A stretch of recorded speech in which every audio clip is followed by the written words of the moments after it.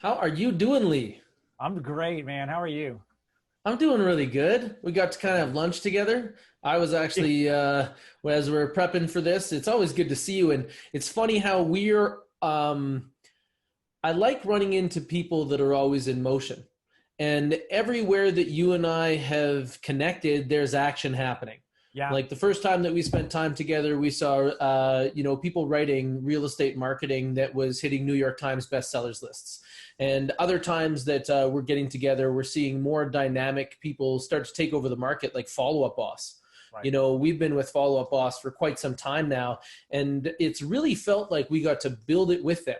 Like our feedback and our fingerprints have turned into like such a great product over time, and that's something that we really appreciate. So I'm happy to be here today. Awesome. Yeah, that's great. That is very true. I mean, really, I guess we were both pretty early in the Follow Up Boss game, and it's been fun to evolve that together. So let's dive in. Let's dive right in. So Taylor Hack is our guest today. You are in Edmonton. Is that Yeah, correct? so yeah, Cool. Edmonton, Alberta, Canada. To give you some perspective on my market, think of us like a little Texas, hardworking farm folk in the oil industry. I'm in a market about 1 million people. Average single family detached right now is just under 400,000. Canadian. And just to give you some perspective. Awesome. That's great. And what's your background? Some of this I don't even know. Like, what did you do before you got into this crazy real estate game, if anything? It's so funny how like everything I've done as an adult is tied to this. So in my story, the first thing I sold was appliances. Pretty early to selling cars, really early to selling luxury cars, and then I went and did mortgages. During those times, I had some like really cool mentors. So it turned out that school didn't offer me the mentorship I was looking for, so I left early. And then I was trying to solve my own problems, and I was delivering appliances. And I was delivering appliances because I was hanging out with the wrong people. And some of my friends started to get in real trouble. And so in that case, I started to kind of like try to sort out things that way. And it was a minimum wage job that was really hard, like carrying fridges over fences. You know what I wanted? I wanted the problems that the sales guys had. They would complain when they had to clean the appliances in the showroom. Like that looked like it was interesting to me, and I already really felt comfortable with talking to people. That was something that I saw early and probably got me in a fair amount of trouble. So when I found the meritocracy of sales, that was something that it made me feel valuable. So the way that I chased that through Toyota cars, so I was selling at 100% commission since I was 18 years old. I've Wow. never had a regular paycheck. Nice. And then moving into Lexus and then getting a job offer that was my dream job from Lexus. And at the same time refusing them because I had another offer from a major bank to do mortgages. Over about 8 years, I did near $150 million in mortgages.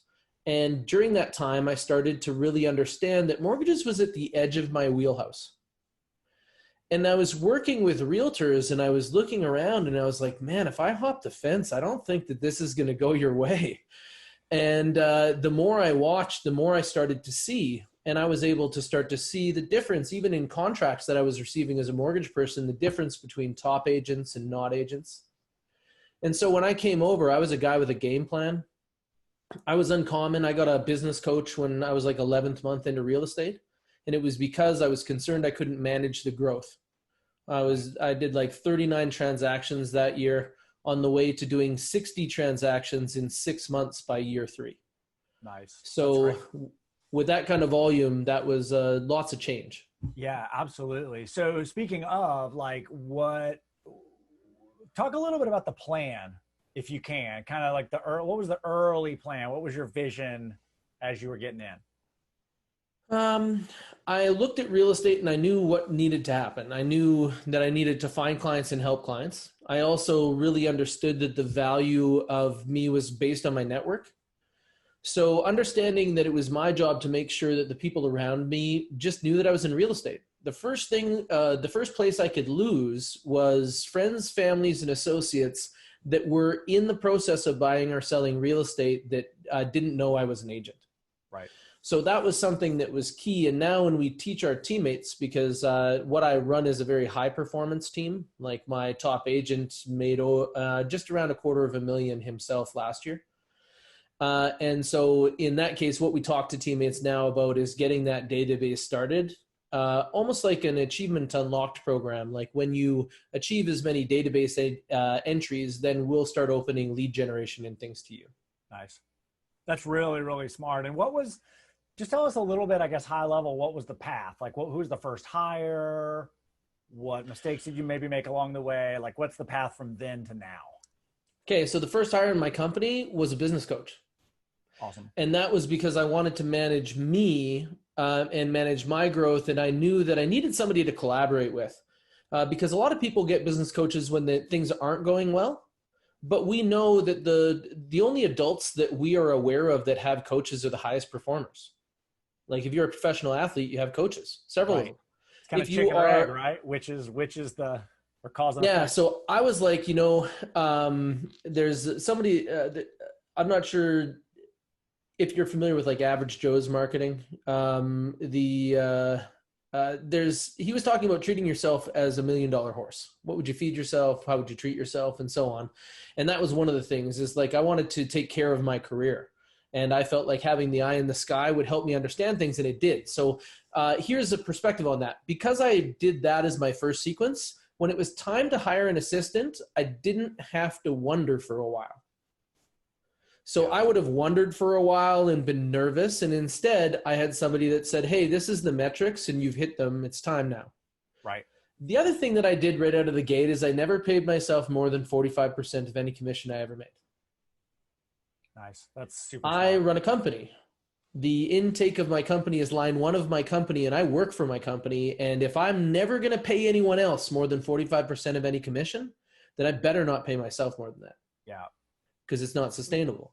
So by the time I had wanted a coach, I had a budget for that. By the time I needed an assistant, the metrics made sense and I had a budget. So again, I didn't have to finagle things or move things. I was making an early design to go fast. Yeah. And then my coach was able to all of a sudden make it work from their end. So so they said, hey, listen, here's a list of the questions that you're not allowed to ask in an interview. Here's a list of here's a template for the ad. And here's a template for you to work as like a contractor agreement or something like that. So you can kind of choose these things. Yeah, and that's great. Some people don't have that to this day. So it's good that you had that early. Yeah, we now develop that. And actually you have some fingerprints on my business. So meeting you and understanding your expertise in HR, it kind of led me down the tunnel to understand that my business, you know how like animals with exoskeletons, like insects, can only grow to a certain size. And after that, you need an internal skeleton because the mass doesn't work. That's a cool example. That's what HR is. Right. You need an internal skeleton once you get to a certain size, full stop. Yeah. And if you want to do what the most successful companies do, you have to be able to acquire, develop, and retain talent. Yeah. Absolutely. And talented people don't work for companies that aren't set up to house them. It would be like bringing a racehorse, to a place that doesn't even have like an indoor stable. Right. Right. Yeah, that's great. That's super cool. And I'm always glad to hear that. Have some butterfly effect at the very worst on people. That's very cool. So what's the company look like now? Right now we have 3 licensed agents, myself and 2 other agents. We have a marketing assistant. We have an administrative assistant, and we also have a sales assistant. Nice. Tell the marketing and admin are pretty clear. Can you describe the sales assistant a little bit more? Well, some people would refer to them as an inside sales agent. Okay. I took a theoretical approach to that. And what I assumed is that the inside sales agent job was 100% failure rate over a long enough time index. So let's say that 100% of the people you put in that position will eventually fail at it. It's real grindy. It's something that people can do for a while, but normally the long term is not good. That's too much chase, not enough food. That conversation a lot. Right. No, totally. Very true. Okay. So if we embrace that, Well, then we would assume that that could only be a transitionary role in a company. So now I actually prefer to make new agents than hire agents. And the thing that differentiates them from the winners from not is normally coachability and grit. So if you give me something that is somebody who is coachable and gritty, the rest doesn't matter. Yeah. Right. That's awesome. As long as you're set up to train them or get them to somebody but that's where we have to build the rest of the machine. And my machine isn't going to be built the same as anybody else. Like right. Imagine that it was a race car and we put an engine with a transmission that couldn't handle it. Right. Right. And that's what I really see when I look around at the entrepreneurs around me is it's like some of us are going to buy pro parts and some of us are going to the scrapyard. And either way, we're racing what we have on Friday. Right. And there's usually a bottleneck, kind of like you mentioned. There's one transfer piece that's not the gap. So that means the race car doesn't run. Like you have to retire. You get a do not finish, which is the worst outcome, right? So instead, like more time optimizing and less time building is really like the key. And that's actually how I run. So let's say that we develop some great ideas out of this. And through our conversation, I'm like, man, I got to do this in my business, right? It is going to come to my desk on the last week of August. It's going to come to my desk in the last week of August because we take a day out of the market in September, just like we do every 90 days. And now that good idea has to sink or swim among other good ideas. That good idea, like let's say I have 20 good ideas. Well, now if I say, okay, these 3 ideas are outstanding against the rest, I have to realize that the other 17 ideas are stealing from the 3. Yeah. So that's brilliant. And I really live by the same principle, although I do a lot more of that in our actual hiring, because once you've got a candidate, they're the one to beat. So like, I don't care if we have 100 more, if they don't beat this one, there's no reason to spend hours and hours going through all these other people if they're kind of maybes. And I love the idea of doing that quarterly, just because it's enough time. It's funny. One of the things I advise people a lot on too, when they are hiring or once they are hired is, hey, take that idea, write it down, see if it's still a hot spot next Tuesday. If it is, then maybe it's a good idea. If they already forgot about it, time to move on. So I really love that. That's really, have you been doing that for a while? Has that always been baked in? Kind of quarterly? Yeah. So I'm like a serial entrepreneur. You know how like when they talk about serial killers and they're like, man, he was a serial killer from the first one. It didn't even need to be 2. That's like me. Like as soon as I was building, the reason I entered into real estate is because it's the lowest barrier to entry to a legitimate entrepreneurial experience. Although, I wanted to mention this when you were talking earlier. To be fair, in Canada, the licensing process is much more robust than it is in the States. It's an important, or at least it is now. Yeah. And it can be in that way, like for an agent to get a license right now, because a lot of them do in my office, like Tony came through as unlicensed and got his license, and Craig, and now Aaron is doing that. And so seeing that process over and over again, I would say that, I really like it that the market decides how many of us there are. I don't care what the filter is from the government. The market decides. And that's like I like that they let everybody play. So imagine that we looked at this like golf. So golf is probably one of the widest spread sports in the entire world. Almost everybody everywhere plays golf. Right. There are only 100 people on the tour in the world. Right. That's an incredible funnel, right?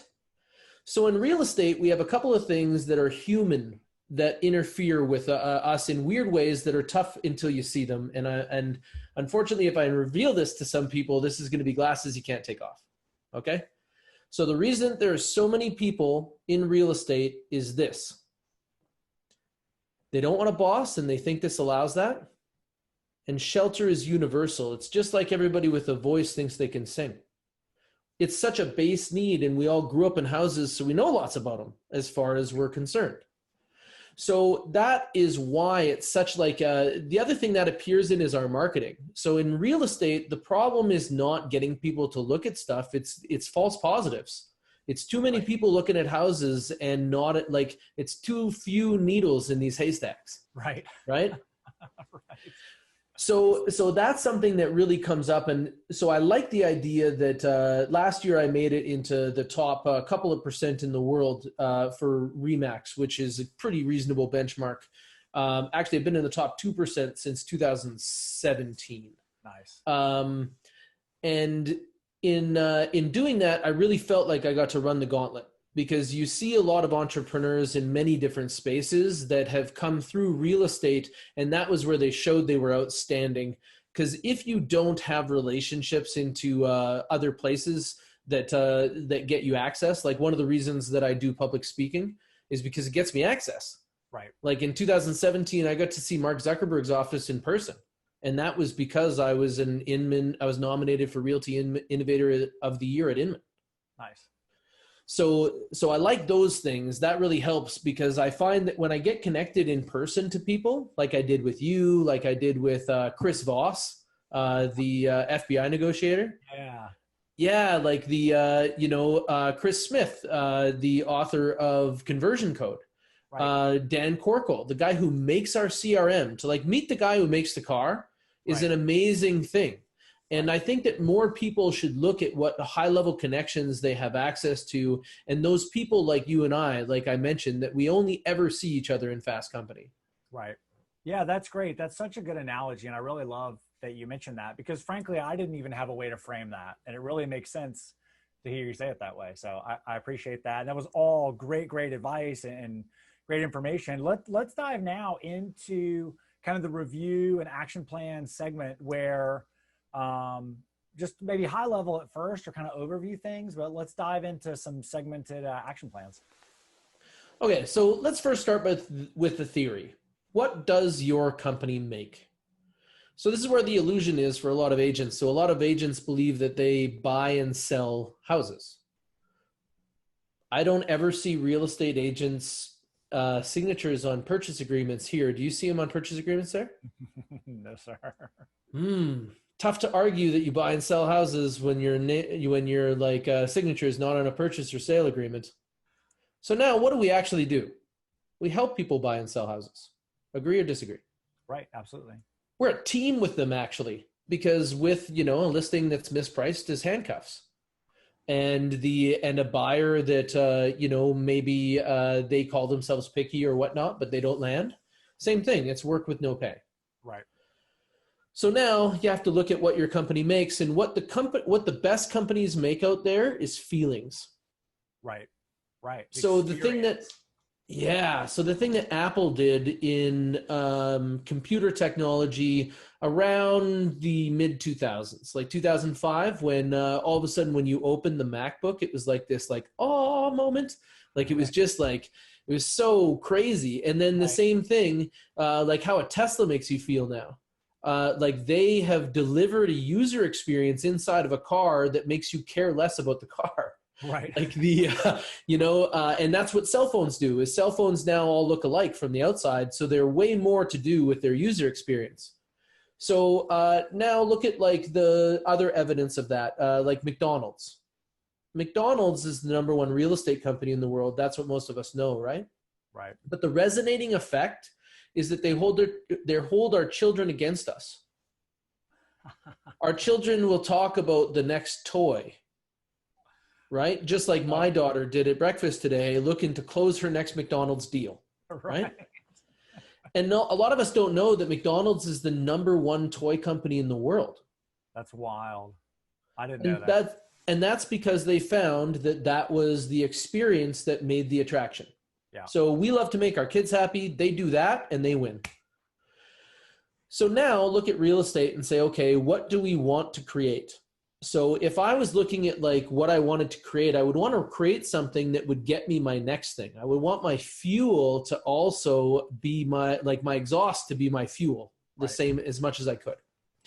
So that means that like targeting towards referrals and repeat clients is the angle that wins. We know companies pay 6 times less money for a repeat or referral client than they do for a new client to them. And the other thing that people should realize more is that strangers suck. And what I mean by that is that look at how your life is when you're busy. So let's say that your life was busy with repeat and referral clients. Repeat clients are the highest value. They like you. and they get the program. That's less work. Now, second to that is their friends, because they're open to liking you and they heard there was a program. So receptive, right? Now, most of our stranger experiences will start from we don't like you, right? We're defending against you. And also, you should get on our program. Right. Okay? So now, if I'm like, okay, so I definitely want my teammates' experience. So if I'm recruiting out there, I want my teammates' experience to be a positive one. Now, what am I going to feed them? So now, how do I get these repeat and referrals? And so I want to bring people through an experience that gets me more experiences. Or in another way, I want the beer I'm drinking to taste like another.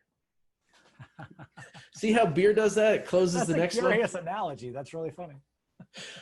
So now that means that I need to quantify the quality of my experience in a way that isn't really defined in our market until reviews. Right. So right now I'm number 3 in my country for 5-star reviews. Nice. That was my first non-conventional lead stream. So I know that having reviews is a lead stream, but I don't know of anybody who has set out with that intention at a specific lead stream with a strategy that worked. Yeah, it's a different mindset. If anybody's kind of perplexed by what you just said, like it's a different mindset for that to be a sales funnel versus just like, oh, people will see my reviews and then they'll call me. Okay, so this is top producer and not producer, okay? Top producer sets a goal, builds the way to it. Not producer tries as hard as they can in a direction because every little bit helps. So instead of having a few reviews everywhere just to maintain relevance, I decided that I couldn't afford to have a website on page 1 of Google. So like pirates, we would take one.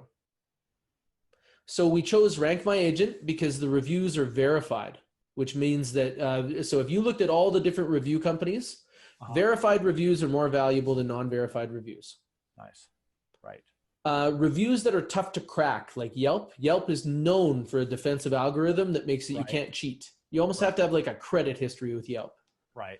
So winning in those places is better than winning in other places. So I chose Rank My Agent. We used a strategy of talking to new clients and talking to past clients, and we were able to get over 100 reviews inside of, I think actually it was inside of 6 months. Wow. That got us number 1. So the difference between number 1 and number 2 is they call number 1 and they call number 2 and number 1 doesn't answer. Right. Okay? Because when somebody searches best realtor in Edmonton, it comes up with verified reviews and I'm number 1. Right. Right. You can't really argue with that, right? No, I don't want number 1. I think I'll call the next guy. Yeah.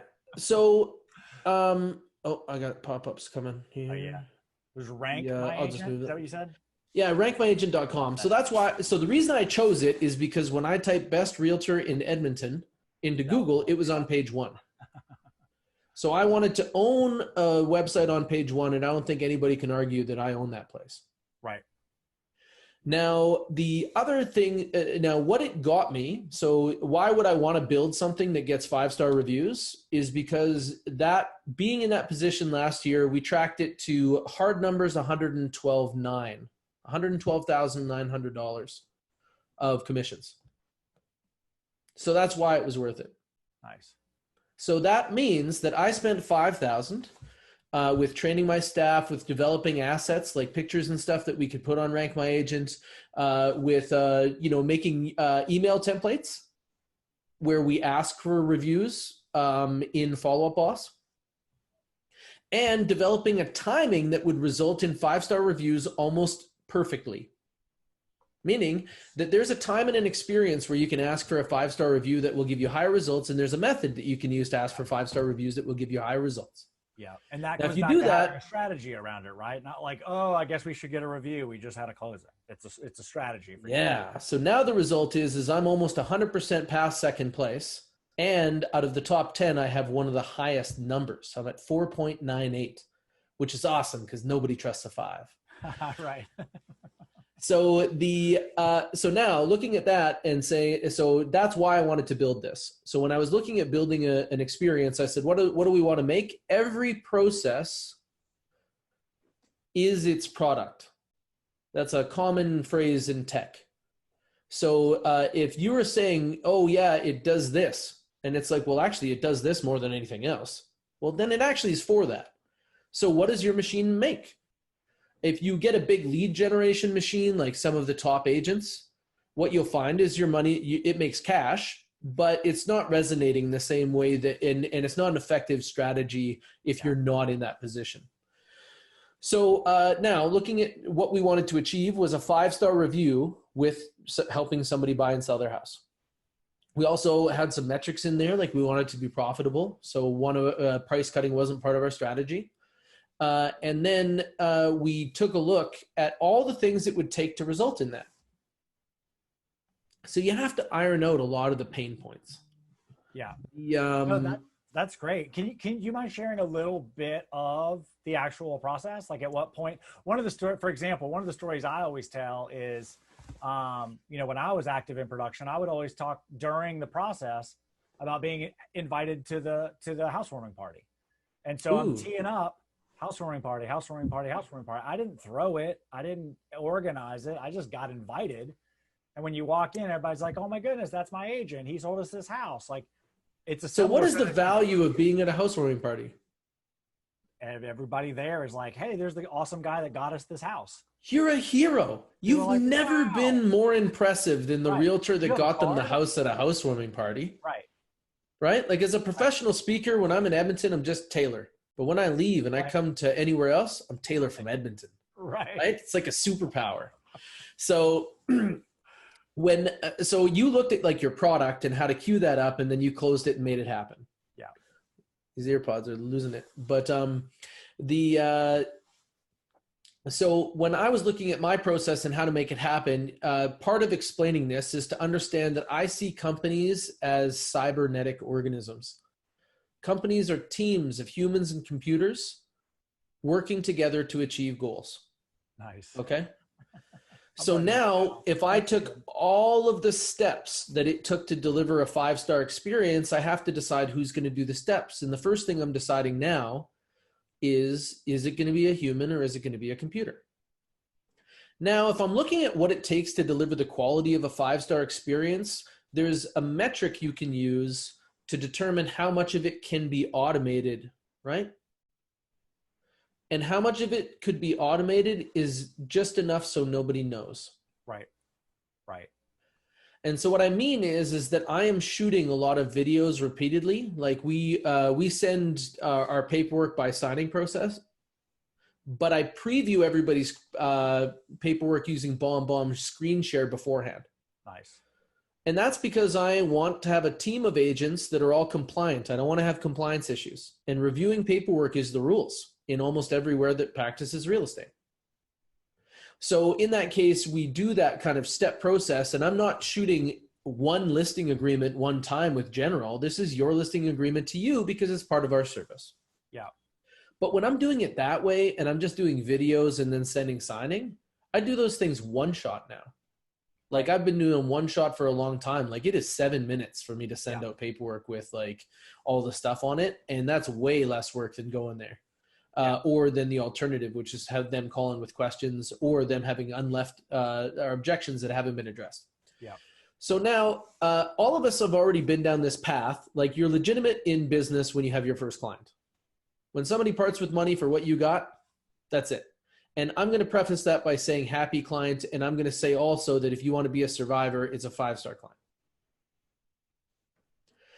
So now you've already taken them there. So you know that if you're working with a buyer, that even if it starts by email, it's got to go to an appointment at some point, right?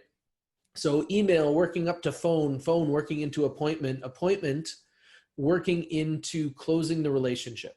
So when we, whether or not we meet with people, so part of this is like the front end of this is what we call the remarkable web lead experience. So this is its own set of action plans. So every web lead that comes into us is categorized by like Erida as she receives them. So she's our sales assistant. Uh-huh. And they're A, B, or C. So A means was able to get in contact with them, had a good phone conversation, right? They might already be a handoff at this point. B is I wasn't able to confirm whether or not their phone number is real. And now we're going to move to this point of trying to work from email to phone. And C is their phone number is bad, so we're going to test whether or not their email is working. And so that C track is going to be, we're going to send them something to see if we get opens. So again, that follow-up boss, like those metrics are so valuable. And then we're also going to send them something to click on. So our web lead experience is calling somebody, and our first, like I break this down to the microsecond, but I don't want to get that detailed. But to give you an idea, the first opening line is, you know, if I was talking to you, is like, hey, Lee, I saw you're looking at like 24 Abbott, and I just want to give you a call because I have more information on that house. So I'm calling, offering you more information. Right. Not asking if you wanted to know anything. Right. Right. And then I give you information that's valuable. Hey, did you know that place was on the market for 21 days and just did a price change 3 days ago? Now I'm in. I already blocked through the normal defenses of I'm not looking, all that other stuff. I've got you engaged in real estate if I get to that point. So we're running game plans like that, and the team does things very similarly, and we measure those results. And most of my job now is coaching. Are those still one-off BombBomb videos, or is that like a plan? Like it's a plan. So all of our plans are mostly tasks. Okay. And very few automations. Okay. Because basically, if you looked at our process from when we meet them to 5-star review, it's like a roadway with a whole bunch of turns. Right, right. And they can turn off anywhere through. We want to invite them to turn off. We're trying to get rid of all the straw so there's only needles left. But that's the team. That's the team of the people in the machine. I mean, but that's what your machine is. Your product is to take this hay in, find the needles, and turn the needles into 5-star reviews if you look at it from front to end. Right. So now once somebody starts in our experience, let's talk about that first conversion. So they go from talking to Erida, and then we normally do a live handoff where she actually like ties a teammate in on the phone. So that's most effective for us. And then they're going to move into their buyer experience. So a lot of people, if we talk to them on the phone that way, we're going to offer them 2 for 1. So if they ask to see a house, we're going to say this other house is nearby, so that we double the amount of time that we're with them and feel more like their agent, give them more of a, like good marketing is allowing them to taste your experience before they partake in it. I want to dig a little more into that, because it's funny. You're totally bringing back to me to my sales days. And I didn't even do these things on purpose, for better or worse. I would always do the same thing. I'd be like, oh, well, there's one across the street. We should go see that one too. Just when they showed up. Because you were super friendly. Don't even tell. Yeah. Right. It's like, oh, look, there's another one. We should see that too. But I think that what's interesting to me is that I feel like a lot of people try to train that in the sense of like, oh, get them on an MLS trip, or, oh, make sure you don't drive past another sign when you're going to show them. And they go, what's that? And you're like, I don't know. But baking that into the process, demonstrating, because here's the thing, right? More than ever on, people think you're the listing agent and you can only show them that house. So you're demonstrating that you can show them any house. You're not telling them. You're not sending an email that says, I can show you any house in MLS. You're doing it. Okay, now we get some objections. Now what we're normally going to hear back is that, oh, wait a second, like this is not serving my listing clients, right? And so I would argue that and say, like, if you talk to your listing clients about what it would take to turn a lead into a conversion on their house, the optimal minimal is that those buyers see 3 houses so they know why this one's the one. Right. Right? Right. Like like if you wanted me as my job to help them buy your house, I would have to start by helping them buy, like, in the motions of buying any house. Well, and in theory, if you're doing the right thing, then your sellers would be very aware of that other house and where it was priced and what it looked like and how it sat compared to theirs. Even if they weren't, by that time you've developed enough trust so they would understand if those people were going to buy your house, we would have made it happen. And right. If it didn't, then they don't care where they go, whether or not we help them somewhere else, nor should they. Because right. Like, honestly, if you trade your car into the dealership, do you care where it goes next? Right. You know, like like there, it's you know, yeah, it's just, that's part of how this business works. is, yeah, we're going to come into contact with people that want to talk about real estate, just like we came into contact with you. Yeah. So now, once we're past that first conversion, so using those two houses, we're moving into a buyer's consultation. So in order to deliver a 5-star experience, the part that isn't smooth is expectation management, right? So if you let your clients treat you as though you aren't valuable, you will lose your value. And the reason that I feel as though you need to have a buyer consultation is because the best experience is when people treat you as though you're valuable. That is always the best. When they say, hey, I didn't call you at 6 because I knew you're having dinner. They don't say that to somebody who just opens doors for them. Right. Ever. They're like, why aren't you here right now? Right. Well, so, in the absence of value, it's price or whatever, so like bring value. But a lot of people don't understand how to evaluate. So you got to help them. Yeah. Yeah. So now in that buyer's consultation, they should understand how to work with you effectively. So meaning that this is how we book houses. I would normally suggest you're seeing houses back to back so you can actually like get that in motion. I wouldn't suggest seeing more than 6 at once because you get like Frankenhouse problems. So we do like full sets and half sets. Want to go see 6, want to go see 3. If you only pick 4, I'm putting 2 more in there. Nice. Okay. So, because I'm here to show you good examples of real estate and I'm going to work with you until you buy a house. I'm not going to like, if you are waiting for the right house in most markets, we are all subscribing to the lie of someone who doesn't know what's supposed to happen. That's good. So in that case, just like web leads, we should have an A, B, and C track. Everything's going well. And then we should also have these low gears that we can turn to. Hey, this person's been seeing a lot of houses, but they don't want to buy one. Okay. So talk to them about that. Right. This house is a 7 out of 10. What would it take to make this house a 10 out of 10? Oh, it would take that. Hey, I found some of these examples of what you describe as a 10 out of 10. If they're able to sell for this price, why do you think that they would ever be on the market at that price? Right. Right? Like challenge them. Your job is to help them make decisions. Yeah. Now, so we go into that method of that, like we come out of the buyer's consultation and the measurement of a good buyer's consultation is, did you inspire enough confidence for them to choose you exclusively? Right. If gentlemen out there are wondering if you had a good date, if she's still dating other fellas, it probably didn't go so well. Right. So at the end of our buyer consultation, we're going to say like, hey, do we feel like a good fit for you? Oh, we do? Okay, well, just like when you want to listen to music, there's an agreement. Right. I agree is at the bottom. Right. Okay? So understand your audience. Your audience is used to signing user agreements. This is a user agreement. Yeah. This shows you how you guys are going to work together. Yeah. And during your experience, you should outline it so they know how to work well with you. Because if your clients work well with you, you will have a great experience with them. And if you're having a good time, you won't help but be able to get 5 stars. You'll have trouble. Like I have reviews that say like, I wish there was a 6 star. Right. Right. Like and that's something that's amazing. We have other clients that talk smack about clients that give us 4 stars. Like we had a guy give us a 4-star review and then talk about it. And then one of our clients commented below and says, wow, I read your review. Sounds like a 5-star experience to me. You literally can't beat that. That's the best thing. It was super fun. Yeah, get your clients to defend you. And I liked having a 4, right? I want to get that 4.98. We had to drive down that 5. Now, so that's a quote. That'll be the headline. So now we're in the part of the experience where we're working with people and we're challenging them until they basically come to finding a house. And then we all use the same evaluation method. So we do a full market research folder every time we evaluate a property, whether it's for purchase or a sale. Okay. So that means that we pull the available online information like tax information, previous MLS listings. We check the flow of the neighborhood.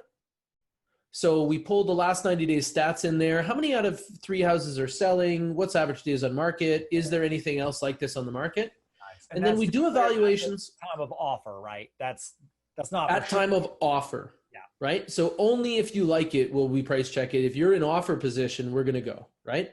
If you're saying like, hey, what's the value of this? Well, we can tell from the other houses we walk through. We just walk through all of its competition. What do you guys think? Probably feels like it's pretty good on the market. You want me to check it close? So then we pull this information. Everybody on our team can do this in about 20 minutes. So the rookie on my team did 8 transactions last month. Wow. Right? The record of a teammate that's not me is 8 in 1 week. Wow. And our systems, because we develop systems, got so smooth that we can sell a house every day and nothing rattles here. Right. Yeah, that's great. I want to just mention super quick, if anybody has questions as we go, a few people asked some. I don't think they were publicly visible. We answered them in the comments, or Megan did. If you guys have questions as we go, that's great. And Megan, actually, if you want to hop on too, that would be great. I'm sorry to interrupt you there. I think that's a beautiful part of the process, but I also want to make sure we cover maybe a little more of BombBomb stuff. Mm-hmm. And also, if people have questions, then they're definitely good to. I mean, we answered the Rank My Agent site. I love it. No, I think that you did a great job in kind of getting the mix started. And now for bubbling up, let's talk to some people. Cool, for sure. Well, tell us a little more about your BombBomb, because even when we were prepping this, I love getting your BombBomb videos. To be honest, I feel a little inadequate responding with words. It's like, okay, yes, and I do a lot of videos. Right. So tell us about but it's about reps, right? Right. So for me, if you think that my video quality is high, like I'm able to deliver and we're capturing it well, that is a product of me doing, I would say on average, I'm doing 12 to 30 of these a day. Okay. Nice. So in order to do that many, because a lot of people would think that every time you do a BombBomb, you're sending it out to an audience. They get focused on how social media is with video, and that's not the same with. So instead, let's say that we're all professional communicators. And me as a professional communicator, I want to use all the colors, including profanity, but and then I want to use all the mediums, right? So one of the things that a lot of our clients comment on is something that I do called Animoji. Do you have an Animoji? I did. Well, yes and no. I have the capability. I have not used it. Okay, so my Animoji is his own guy. My Animoji is a way more animated version of Taylor, and I love it because you can't have your own Animoji. Not like I have my own Animoji. Hell yeah. That's brilliant. Yeah, but like the idea is quick messages, and Animoji captures what you're saying on video, but none of your background. Right. So you could be like standing in front of your dirty dishes in your house coat, and you look like a pro, and it sounds great. So it's slightly better than the San Francisco Bridge, the Golden Gate Bridge behind you. There you go. Yeah. The standard Zoom background. Or Aurora Borealis. Yeah. I have I rock the Tiger King. I'll get a big cat here, right here. That's amazing. So in doing video, it's so first off, did you see how I was talking about Animoji? And what I'm talking about is accessibility. So if you were worried about how you look or how you sound, why wouldn't you just make yourself a cartoon character if you have an Apple phone and do it through that? And then how you look and how you sound is like, maybe more acceptable to you. Right. But I want you to know you've been rocking around in public your entire life, right, and nobody has rejected you like on your first meeting and be like, listen, I really wish your audio was better. Right. Okay. I'm not sure what's going on here. Yeah, man. Like, where do I fast forward? I would get that a lot. So that's all right. So now let's take a look at other accessible spots for video. So instead of looking at like, where's video going to be maximum in my business? Well, why not maximize you before maximizing your video? So one spot that we all universally agree to be recorded is voicemail. Right. Okay, we all agree. 30 years. Okay, so would you be open to sending a short video instead of a voicemail? That's my language. Yeah. The optimal minimal. Where will you slide in this? So BombBomb allows you to even have a BombBomb keyboard now. So you can literally rock video right out of your phone right away. But getting to know your BombBomb app and something like that, so you could send a video. And the key to using a provider like that is that they make video small enough to travel by text and by email. A lot of people don't understand, oh, my phone does video. Like, what phone are you using? And it's like, listen, you're going to have to go a little deeper into the technology and realize that the reason that you see all these seconds limiters on video is because it gets too big. Yep. And then the other thing they do is they make a movable GIF that makes more people interact with video. Right. You know it's a video. There's no question. So we always hear about it in client acquisition, right? We always hear about it as part of web lead. Now, what if we just looked at it like communication medium? Okay. So now email is weak, right? Text is weaker than email. Now we move to phone, then we move up to person, or maybe there's video right in there. Yeah. Okay. COVID showed us all this. It already existed. Right. So now how can video live in your daily life, and how can video live in your experience? So video in your daily life, what if you just started by doing video for voicemail? So you get so many times a voicemail, and then instead you're just going to record a video and not needing another program, just using how video is done on your phone. You text a short video of your recording instead of emailing it. Yep. First off, higher value to them. They didn't have to dial into their voicemail. Okay. Second thing, tone and inflection. All right. And then the third is a more genuine message. And the novelty of video, because I bet you're the only one who did a video voicemail. Right. Okay, so now we're starting to see some value of video just as a communication type. So imagine that the day before we come for a listing appointment, I send you a video. And I say, hey, excited to come and see you tomorrow. Below are 2 links. So one is for properties that are just like yours that have been to the market in the last 10 months or 12 months. Picture, give or take 10% in size, give or take 10 years newer or older, your neighborhood and surrounding neighborhoods. Now, the second link is for everything else that was just competing in the same price range for a buyer, because sometimes it's not stuff like us that's going to steal our buyer. Right. Where we look through these links is going to lead us to where you would most likely get the most money from the market. And tomorrow, when we have our Zoom meeting, I'm going to add insight to information. That's perfect. I mean, all about all of this, I just want to point out, I'm sure people are getting this, but I want to be really clear that you are positioning yourself as an expert. You don't have to tell them you're the expert. You don't have to have marketing that says, I'm an expert or I'm a whatever. You are literally being the expert. There's no question. They're not like, oh, I wonder if he's going to bring comps when he comes. Like, no, I already sent them to you. I sent them to you ahead. And then I'm going to tell you what that means. Actions speak so much louder than words that you will have to use way less words. Right. Man, that's a good quote too. You got me right. So I'll be out of paper. And we do have a question. I want Megan to hop in with questions, but you're on fire. I don't want to slow you down though. Oh, I could do this as much as you like. There's nothing that's more fun for me than to be in this flow state right now. Like, I love this stuff all the way to the core. I look through it deeply. I've been a very competitive entrepreneur for a long time. It's awesome. It's so hard to and tell. I like to help the people that helped me. And and I have to say that the way I'm competitive is this. Every time I sell 3 houses, I put someone out of business. And I do that a lot. I believe you have to take care of the grass and take care of the weeds and do it accordingly.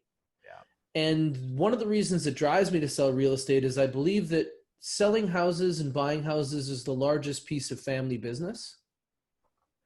And the skills that we develop as sales people, they're like martial arts. And you can use them to help people, or you can use them to help yourself to people. Right. I want that second group to expect me. Yeah. I'm coming. That's great. That's so good. That's awesome. Megan, throw us some questions. So, I mean, I was wondering this too. Where can we find some of your sample videos? So would you be willing to share a video or two? Like, doesn't have to happen now, obviously. Yeah, so we could do that. So I like engaging with you in the Follow Up Boss Success community. Perfect. So it could be something but keep in mind, these are videos that I do now. So the value of video at the highest value, so we could use automated or canned video, but it's going to feel like automated and canned video, right? Right. Now imagine that I do mostly genuine videos where I refer to you as by name, and you see that my clothing is changing, and that this one's from my home office and a different one's from my work office, and those types of things. Now you're getting this genuine experience, and we see social media influencers deliver the same message over and over and over and over again, and it's all in video. We could just do it once, right? So why do they do it? The value of now. So a lot of people would comment and say my video setup is pretty advanced. Like it's very clear. I'm using a DSLR.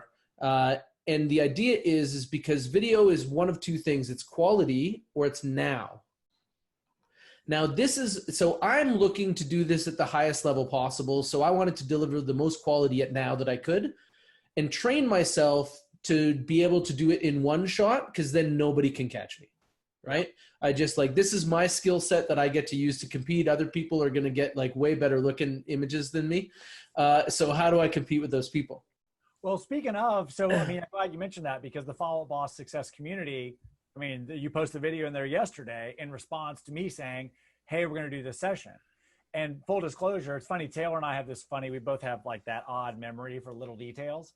And so both of us are kind of going back and forth with, oh, last time I saw you, we were here and we were doing this and we talked about this. So you can even see his video in the success community in response to me posting about today, saying, hey, when we first met, we were in Austin eating barbecue. I'll probably literally never forget that. 5 years from now, we'll hop on and do this again, or I'll see you in real life again. We'll say, oh yeah, I remember that time when we did the session and you replied with I mean, it's memorable. Yeah, absolutely. And it's neat because there is a value to going to places and meeting the people, right? To have to have talked with to have talked with you, to have talked with Dan previously, and now we're going to start to reach more people because more people are going to be open to this method. You and I used to go to hotels and end up in away from our family and all this other things, thousands of dollars to go isolate. And right now that's kind of turned off, right? And so we're going to see more things like this. I really appreciate that you guys have chosen to value your audience this way, to create more. And I wanted to kind of circle back to video being in your daily schedule. So imagine if your voicemails were video. Now, I want you to take a look at your first 30 emails of the day every day from the context of how often am I giving a very similar message. Do them one shot, right? So just do them one to the next. So I do those daily emails of hey, how's it going? I need this, the whatever they are, back to back. And it's normally hey, Barb and Scott, I saw that you were having some questions about preparing for your inspection as a seller. I tagged a blog here below that we did to help everybody get ready for that. And the things that you mainly need to know is make sure all the lights are on right now so people have to touch less things, but they are going to test those, and make sure the mechanical is open so that the inspector can move around. But we're not expecting any problems, so let me know if you have any questions after you read this. See? I practiced enough that I do it as a one shot, but everybody, if you did anything 30 times every morning, even if 5 of them were sends and you gave up on 25. Well, and people read less than ever too. And I'm the worst about sending a 27 paragraph email. To be fair, usually it's detailed and there's a reason for it, but nope, people are done after 7 words. So actually I got one thing so knowing you a little bit, can I take a stab at something? Sure. I mean, maybe. If you had more time, that email would be shorter. Maybe. You put everything you need in there, and knowing that you have to get that covered. But in most of our daily lives, going to a draft process where you would pare down after that is the part that's missing. You do a proofread, but in most cases, if we had more time, our emails would be shorter. That's fair. I'll give you that. To be fair, some of mine are true details about a setup of a thing, but I totally agree. But if I also understand that the details of the setup of the thing, afterwards you go back and write the intro, where you're hey, how was your weekend, and so on and so forth. Do you do it like I do? A little bit, yeah. I'll put what they need, and then I'll go back to be friendly. Yeah, yeah. And so that was something that I found with video too, is I would just talk it out to the camera. I would talk it out to the camera, and then if I was concise enough, meaning that I wasn't going to like, oh, and remember the thing I was just talking about? If I was concise enough, then afterwards I would put the bullets below. So I would get your details, and I would also get that warmth, and they would get the me. Yeah. But here's why it's really effective in real estate more than anything. When I send my clients a video, it's most often that we're dealing with couples and helping them make decisions. Yeah. How often have you come back from seeing an expert, and now you have to answer questions from your spouse that you didn't answer that expert? My worst nightmare. I'm like, what'd they say? Like, they said great things, and I agreed. I literally put that on paper for me. Yeah, your seat gets hot, right? So in this case, both parties are getting my information with the original tone and inflection, with time to first take the emotional impact of whatever I've said to them, because a lot of the time the stuff I send does have an impact, then collaborate with each other and come back to me wherever they are. Yeah, that's such a good point. I don't think I've ever heard anyone say it that way, and that is such a good point. It solves so many problems, because so many of our problems are based on a one-person game of telephone. Yeah. We're talking to half a decision maker. Right. And the other half we're filtering through their relationship. You're hoping. Holy crap. You're hoping it's filtered. Right? Some people's relationship is like a sketchy rope bridge. He said it's fine. You know? That hole in the backyard. Yeah. And it's my message, and she loves him, and she doesn't love me. And when you give her my message through him, now I'm the enemy. Right. That's All right. I have a question for you. Go. So, two actually. So, when is the first time you use video? Usually. And then the second is, for everybody on here, if you were to pick 3 instances to use video, like to start today, what would those be? I know we have the voicemail one, which I love. Okay, so the first one, when in my experience do I first use video, is what I hear from you. Okay, we use it as early as we can. So most of my email communication is video. And the reason is because this is what you get with us. You get this premium experience, and I want you to have it beginning now, right? So that is that's when we use it. Like in the first contact. So for example, let's use an example of a contact. Let's say that I have a lender that says, "Hey, will you call this client?" I call the client and I get voicemail. I send him a video, right? And then it gets me a lot of touches. So we're revising. So every year we release models of an experience, just like they release models of a car. So this year we're distributing force inside of our structure on our listing side. So now the email that comes that I did for you guys earlier with the 2-click here's for characteristic comparables and price peers is what we call them.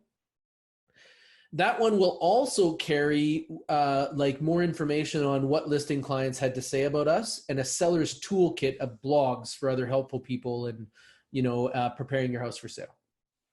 Then that will be sent when they book the appointment, rather. And then when we're about to go do the appointment, there'll be some more information about what people that worked with us have said. And also we did a boxing commercial. So we made a commercial about one person boxing against a team of boxers. Because our most common competitor is a single agent.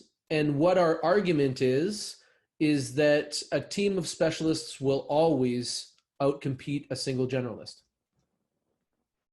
And we draw attention to that value in our marketplace. Now, I'm not saying that that's the be all end all. If you are a single generalist, I want you to know that that's what I was doing too. But we're playing against each other. So you can go and talk smack about my team and who are you actually talking to and all that other stuff. That's your angle, right? And that's how you would load up your email, is to say like, oh, you're dealing with the biggest team in the neighborhood. Who are you actually dealing with, right? That's the way I would have went with. So now, the other thing, the other question was about, sorry, can you circle back to that one, Megan? Yeah, just, you know, I bet a lot of people on this aren't using BombBomb at all, or maybe they've just gotten started. So if you were to pick 3 opportunities where you think using video is the most valuable, I guess, where would those be? Like, I really love the respond. You get somebody's voicemail, respond with a video. That's Yeah, great. so the reason is because I was thinking in my mind, how do you get into the pool by dipping your feet, right? Because what I want to do on this call is to make sure that I'm the most valuable to the people watching. So where is this idea accessible? So what we normally ask is for the silver bullet. We're saying like, hey, what are the most 3 that will get me the most money is what we normally have in our mind. How do we exchange the least of our effort for the most value? And instead, I'm big into achievement unlocked, build yourself, okay? So instead, what I'd say is look at 3 places that you can make a video part of your daily life in low risk situations. So I would, every voicemail is one that we used. I'm going to give 3 different ones because you've already heard that one. So when you're doing those quick, any email you do that is less than 2 sentences should be a video. Look how approachable that is. Like imagine if your thank yous were email or were video. Somebody's like, I just sent you that deal. And you sent it to other realtors. Hey, thank you. Okay. Now, another place that you could use it is look at the parts that you always explain. I want you to think of your greatest hits in talk tracks, okay? We always explain to listing clients what showing procedure is like, right? So if you want to try one that has a little more meat to it, look to where you have the smoothest talk tracks, okay? We all have them, those people that are seasoned out there. And that's the same thing. When I talk about creating infrastructure and structure, you already have a beaten path to the food. You just didn't put up signs so nobody else can follow it, right? It's like your civilization is as its spoken word. And that means that you got to tell somebody where the lake is every time, right? Now, if you go from spoken word to written word, there's one sign that does that job 1,000,000 times with nobody touching it ever again. You know what my favorite email template is? It's when we email our clients every time we attempt showing feedback, and we attempt to contact showing agents for feedback 5 times after they've shown. We are coming. We really do care. And every time we miss, we send them a successive email template list 1 through 5. So like we just tried, oh man, this is getting tough. We tried a 3rd time. We're thinking about hiding in their neighborhood later. And then we tried a 4th time and these guys might be secret agents. And finally, we've emailed the realtor and hopefully they'll reply by email, but we weren't able to get them by phone. Okay. Those emails have went out thousands and thousands of times. Those emails have got comments back from clients in reviews several times. I wrote them once and never looked back. So that's what I'm looking for. Is I'm not looking for the silver bullet of what will get me. I look at where I'm losing the most. And where most agents are probably losing the most is by not having a structure that happens consistently. So for example, if you're a new agent, start your day by working on your business and then work in your business in the afternoon and evening. So try not to schedule morning appointments. Try to be in your ready position in the morning because that's where you make the action happen from, right? And if you do that every day, then a lot of things will get done that wouldn't otherwise get done if you were just showing up to work when there was work, right? So those are the things that I think would be a big element. And the other thing is play with it and be fun, right? So when somebody gives us a review online, we send them brownies in the mail. We used to, using send out cards. And then if they liked the brownies, they would send us a thank you. And I would send them a short video with other places to rate us online that said, want to go again? Oh, and there's just different ways to approach this overall. I do a lot of screen share now, but those are the ways to get into video. And those are some of the most accessible ways that I see it. And those are all 1-to-1. Notice how I'm doing like 1-to-1 and 1-to-2? I want to draw a parallel in our industry. Most agents that are known for video are not known for production. So if we're judging the product by the process or the process by the product, then are they making video to sell houses or selling houses to make videos? So what I'm talking about is the working class video. I'm talking about person-to-person communication the same way you've been doing it. I'm talking about shaking hands, making people laugh, having those experiences and bringing them to people's homes in ways that you'd never be able to do it before. And all you got to do is this. Start talking to your camera like it was a person. Start talking to your camera like it was the person. And you're going to see that that's going to change. And everybody thinks that they have to stand in front of a crowd, even though they're terrified of public speaking.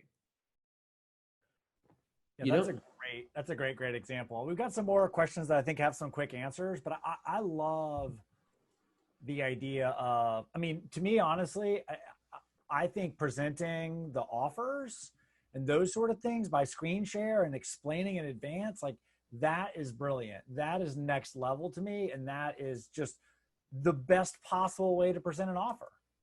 Explain Can I it give a you little one bit, more? look at it. Like that's just smart. And I've actually never heard that, which kind of makes me sad, but I'm glad you're doing it. I like that you touched on that. I want to give you one more that would be just as useful. Okay. The biggest complaint among listed clients is what? You know? I never hear anything again from you. Yes. I regularly will carry up to and over 30 listings. Every single one of them hears me every 2 weeks. Right? You know how much time I spend on this? 2 hours a week. Okay. Now, would you make that type of exchange? Right. Because I would. Right. Is it worth being good at video for those types of time exchanges? Right. And these are people. So the way that I do it, in person. So in theory, if the barrier to entry is that, oh no, they're going to see me. I love what you do. I love that you do it from the get-go. But if somebody's terrified of doing video, just do it to people you've already met in person. Start there. and also look at me.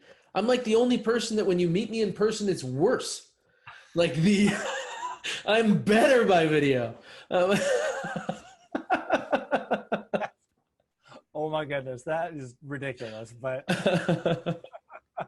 that's true. You have control. You have more control. All these people are freaking out about how they're going to look. You actually have control. You can shoot 20 takes and send them the 21st. I also genuinely believe that some people have a lack of insight that they should get over, right? The people that are already friends with you have overcome this obstacle, right? You're not seeing evidence of this obstacle when you go to the grocery store. Right. So what I think people actually think is the way that we were trained. So I'll give you an example of this. My glasses. See how I used to be smart? Okay, I'm back. So the reason that glasses are associated with smart people is because 2 generations ago, it was so painful to get glasses. The only people that would do it were people that found reading was that worthwhile, and they were the smart people. You could literally identify the smart people by counting pairs of glasses in a crowd. That's brilliant. And it's baked into our id. Baked in, right? So what's baked in with video? I'm the only unspectacled person on this call. So see, I do have contacts though. Just saying. So you're still bespectacled. It's just on the inside. See that's like before I digress, all right, so we were talking about listed clients not hearing from you. So imagine that you put in one email and imagine you're using something like a Collab Center or like a Cloud CMA plugin that gives a pretty good interface. You could put in 3 links. These are the properties that sold. These are the properties that changed in price. These are the properties that came to the market. And then you could do a short video that says, hey, you know what? Looks like we had a couple of the price peers that we've been watching in your zone sell.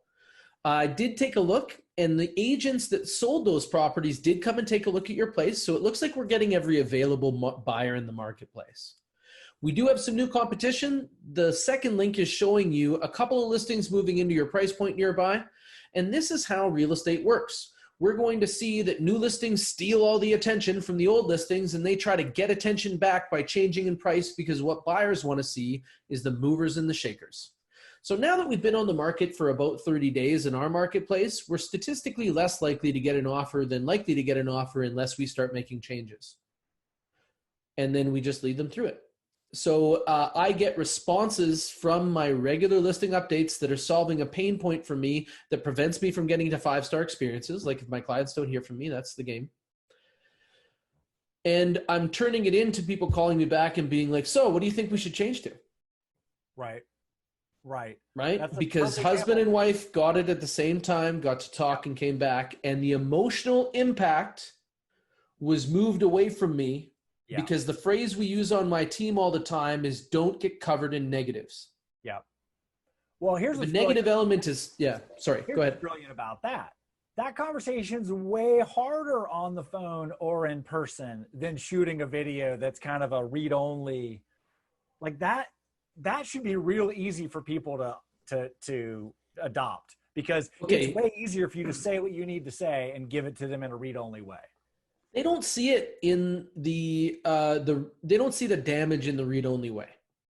Okay, so if you were to take my transcript from a video and just put it in an email and send it to them, right? Or if you were to take something that was designed to be written and not just a transcript and edited and sent to them, they're still going to read it in the tone of voice of how they feel. Okay, so imagine if I could take whatever you said and using like you know how the singers use what is that called, like autotone or auto-tune. Yeah, auto-tune. Yeah, imagine that I could just auto-tune you to whatever I want. I could make awful things sound really friendly. Just change the inflection. Just smile and I could help, and I could make really normal things sound terrible. Yeah. And that's what people are doing to your messages because you were trusting them with part of the delivery. And I don't trust that to be the case. I actually don't trust showing agents in my listings either. We give them all kinds of crutches. We put notables, drawing attention to features throughout the place. And the idea is how much of your experience can you deliver and what's the payoff? So if every time I deliver one client, I make 3 clients, and actually if you're looking at the metrics on this, I'm only 60% good. Okay? So every time you have a seller, you could sell that house. You could take them and help them buy a house. You could represent the buyer of that house. You could find a buyer that wants to buy another house. You could get a referral from the seller, and you could have somebody call you because of the marketing. So there's 6 ways to win.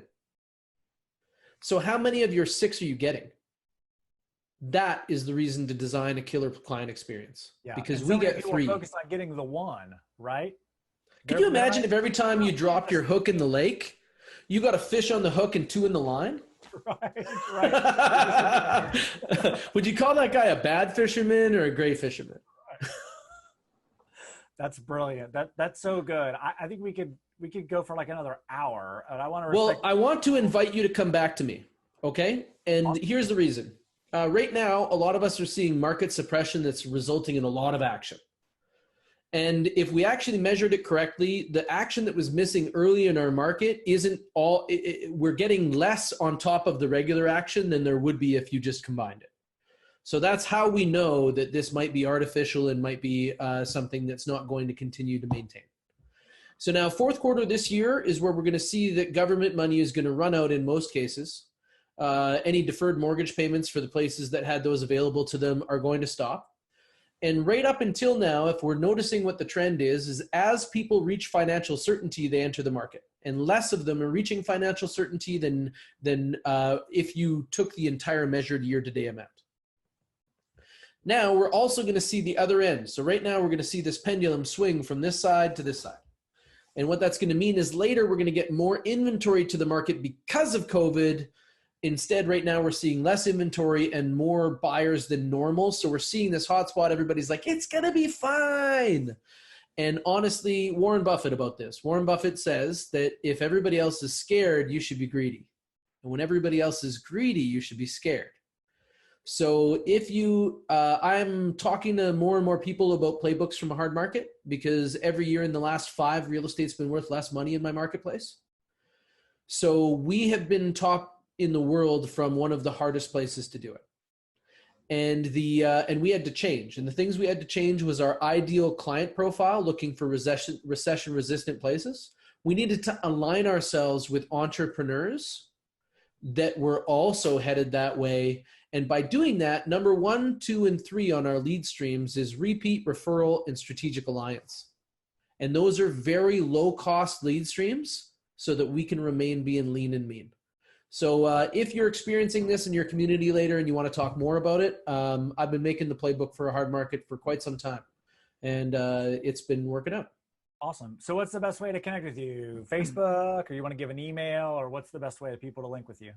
I'm super easy to find.